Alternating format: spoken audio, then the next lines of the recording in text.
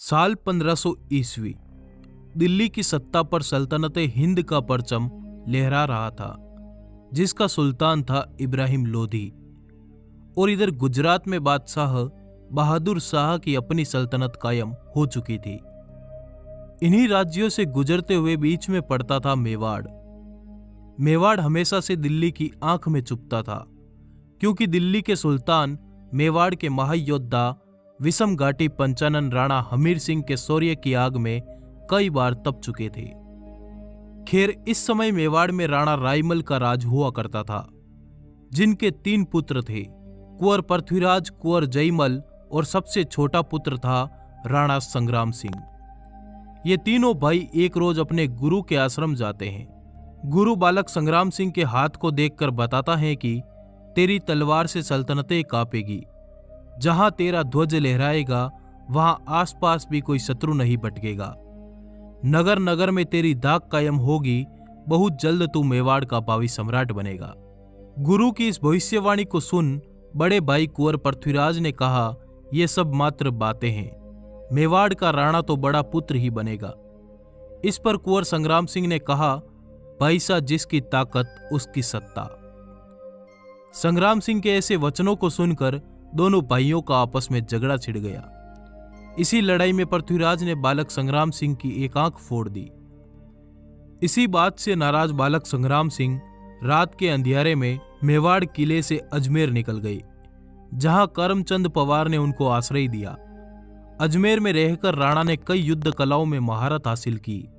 तपस्या के ताप में तप कर बालक संग्राम सिंह सोना बन रहा था। बालक संग्राम सिंह अब युवा हो चला था।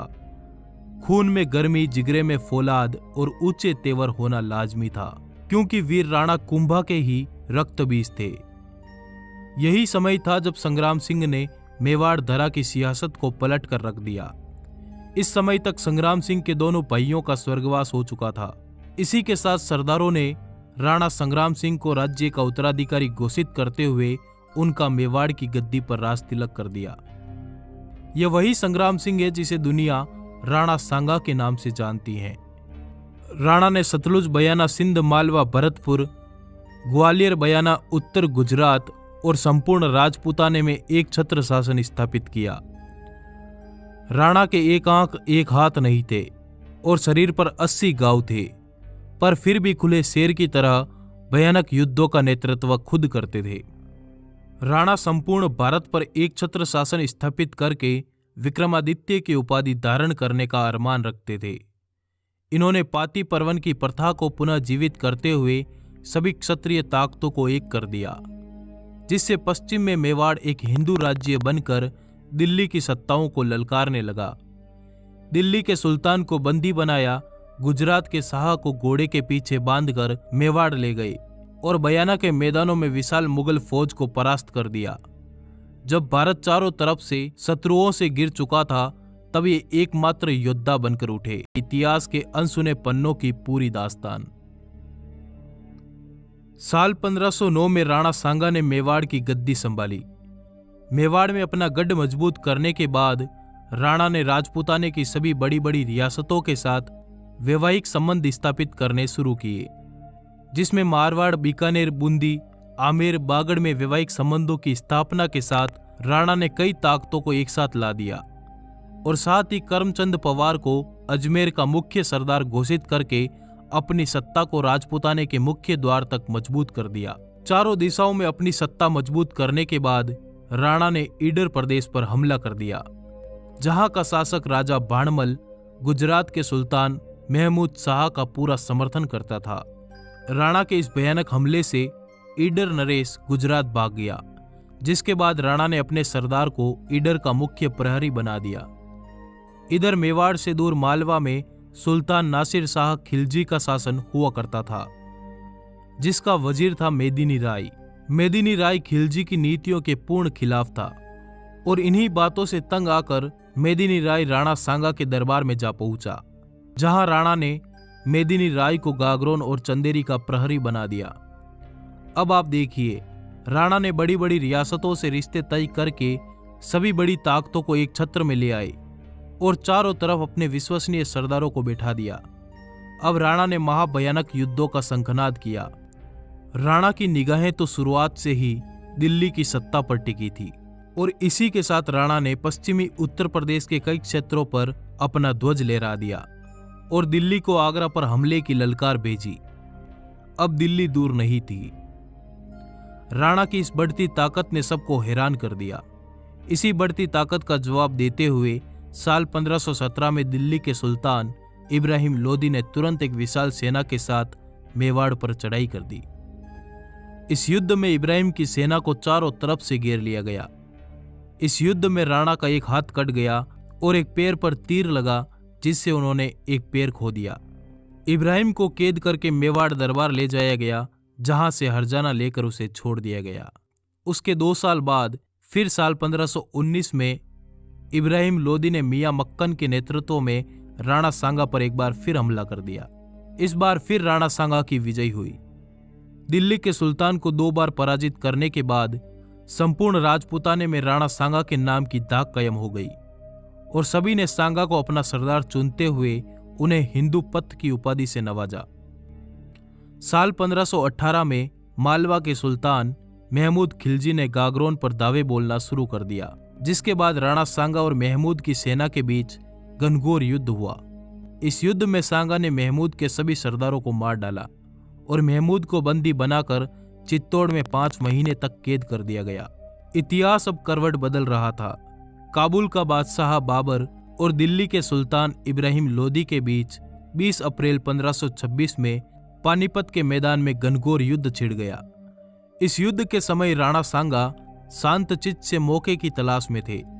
उनको लगता था कि बाबर इब्राहिम को मारकर कुछ दिन दिल्ली में रहेगा, फिर वापस लौट जाएगा, पर ऐसा नहीं था। बाबर ने इब्राहिम को मारकर दिल्ली पर अपनी सत्ता कायम कर दी। अब भारत की स्थितियां काफी बदल चुकी थी। दिल्ली की सत्ता पर सल्तनतें मुगलिया कायम हो गई थी और इधर मेवाड़ एक बहुत बड़ा हिंदू साम्राज्य बन चुका था, जिसका विस्तार दिल्ली को छूता था। बाबर स्पष्ट था कि जब तक राणा सांगा जैसा योद्धा है, तब तक वो भारत पर मजबूत शासन स्थापित नहीं कर पाएगा। और इसी के तहत बाबर अपनी विशाल सेना के साथ फतेहपुर सीकरी में अपना डेरा डालकर बयाना दुर्ग पर अधिकार जमा लेता है। मेवाड़ी सरदार भागता हुआ पहुंचा मेवाड़ दरबार में और राणा को सूचना दी कि काबुल की ओर से आई विशाल सेना ने हमारे दुर्ग पर कब्जा कर लिया और आपको युद्ध की चुनौती भेजी है। राणा को चुनौती का समाचार मिलते ही राणा ने महायुद्ध का ऐलान कर दिया।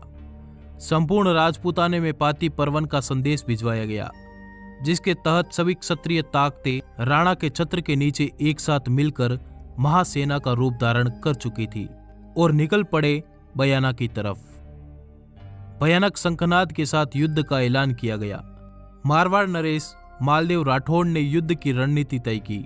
बूंदी बागड़ से उदय सिंह, अजमेर आमेर के पृथ्वीराज, बीकानेर के कल्याणमल, ग्वालियर और बड़ी बड़ी रियासतों के महाराजों तथा अफगानी सरदारों ने राणा सांगा के नेतृत्व में 16 फरवरी 1526 को बाबर की सेना को चारों तरफ से घेर लिया और बयाना के किले पर फिर से केसरिया ध्वज लहरा दिया गया। यह बाबर की सेना की पहली हार थी, पर बाबर भी कोई छोटा मोटा बादशाह नहीं था। इतिहास बताता है कि उसकी नेतृत्व शक्ति गजब की थी।